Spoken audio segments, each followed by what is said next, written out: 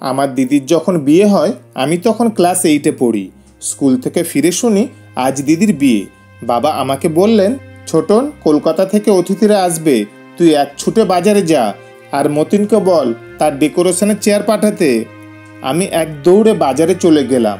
মতিন কাকুকে যখন সব বলছি তখন দুটি প্রকাণ্ড গাড়িকে বাজার পেরিয়ে আমাদের বাড়ির দিকে যেতে দেখলাম।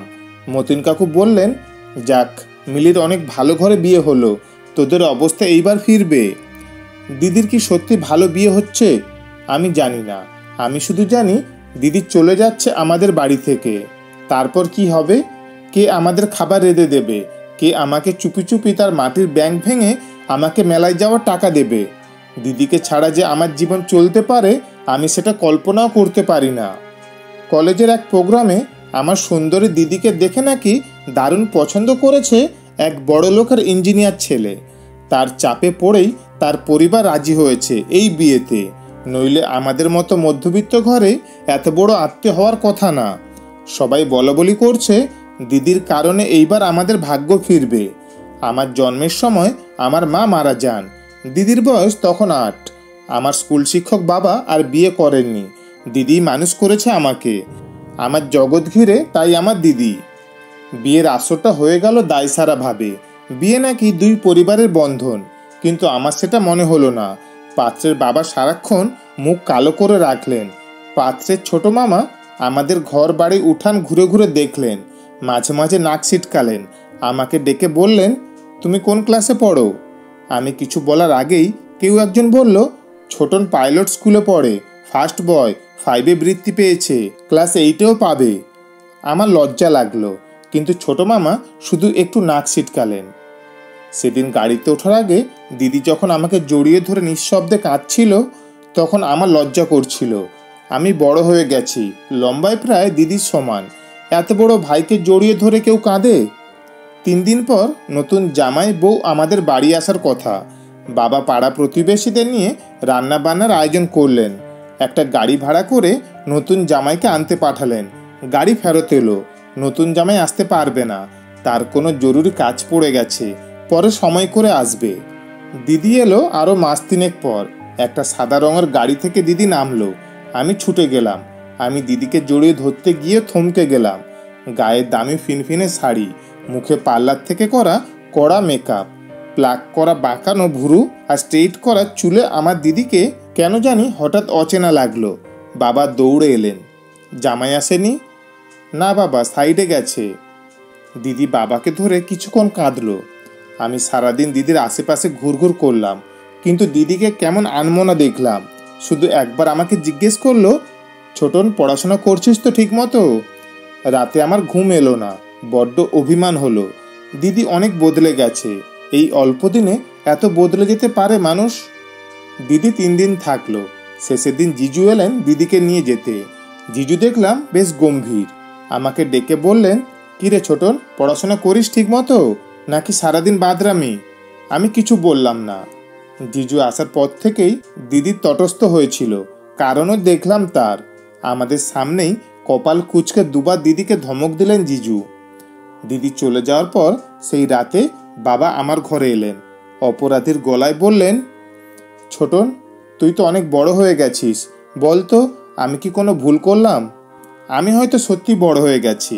মনের কথা চেপে বললাম, কেন, কি হয়েছে বাবা? দিদি অনেক ভালো আছে, কিন্তু আমি ঠিক জানি আমার দিদি ভালো নেই। দিদির হাতে কালশিটের দাগ দেখেছি। আমার হাসি খুশি দিদি কেমন গুটিয়ে গেছে মাত্র 3 মাসে। এর ঠিক 1 বছরের মাথায় বাবা মারা গেলেন। আমি একা হয়ে গেলাম। পাড়া প্রতিবেশীরা দিদি জিজুকে চেপে ধরলেন আমাকে নিয়ে যাওয়ার জন্য। দিদি উৎকণ্ঠা নিয়ে জিজুর মুখের দিকে তাকালো। জিজু কিছুক্ষণ ভেবে বললেন, ছোটন চলুক, কাজে লাগবে অনেক। কাজেই আমি আমার বই খাতা নিয়ে দিদির বাড়ি উঠলাম। জিজুর পোস্টিং তখন আমাদের গ্রামের কাছেরই শহরে। ছোট্ট ছিমছাম 2 রুমের বাড়ি। আমি 1 রুম ভাগে পেলাম। শহরের একটা স্কুলে ভর্তি হলাম। জিজু চাকরির পাশাপাশি কন্ট্রাক্টারি ব্যবসা করতেন।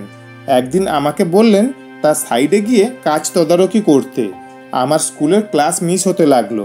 আমি বই খাতা নিয়ে কাজের সাইটে চলে যেতাম। সারাদিন কাজ শেষে বাড়ি ফিরে খুব ক্লান্ত লাগতো। আমার রেজাল্ট খারাপ হতে লাগলো। দিদি একদিন ভয়ে ভয়ে জিজুকে বলল, ছোটন ভালো ছাত্র, ওর পড়াশোনায় ক্ষতি হচ্ছে না তো? জিজু তেতে উঠলেন, গরিবের ছেলে, খেটে খেতে হবে, পড়াশোনা করে কি হবে? যতটুকু দরকার ততটুকু শিখলেই হবে। দিদি তাড়াতাড়ি বলে উঠলেন, ঠিকই তো ছোটন, পড়াশোনা করে প্রতিষ্ঠা পেতে সময় লাগবে, তুই জিজুর সাথে কাজ শেখ, অনেক কাজে লাগবে। আমি দিদির কথায় অবাক হয়ে গেলাম। এই দিদিই আমাকে তৈরি করেছে। সবসময় বলতো, পড়াশোনা করে একদিন অনেক বড় হতে হবে, পড়াশোনা ছাড়া আমার আর কোনো কাজ নেই। আজ কত পরিবর্তন। আমি জিজুর সাইড দেখতে লাগলাম। ক্লাস 9-এর একটা কিশোরের জন্য নিশ্চয়ই খুব সহজ কাজ নয়, কিন্তু আমি শিখতে লাগলাম। সাথে পড়াশোনাও করতাম সাইটে। সেখানের লোকজনের কাছে খবর পেতাম জিজুর কর্মকাণ্ড নিয়ে। বাজারে জিজুর এক বাঁধা মেয়ে মানুষ আছে। জিজু নিয়মিত সেখানে যাতায়াত করে। আমি টের পাই।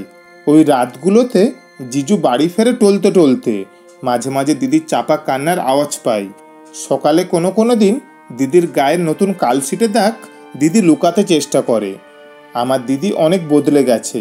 আমার মনে হয় আমাকে নিয়ে দিদি ভারী অস্বস্তি বোধ করে, কেমন পালিয়ে বেড়ায়। দেখা হলে ঠিকমতো কথা বলে না। মাঝে মাঝে জিজু দিদিকে পার্লার থেকে সাজিয়ে পার্টিতে নিয়ে যায়। আমার অবাক লাগে।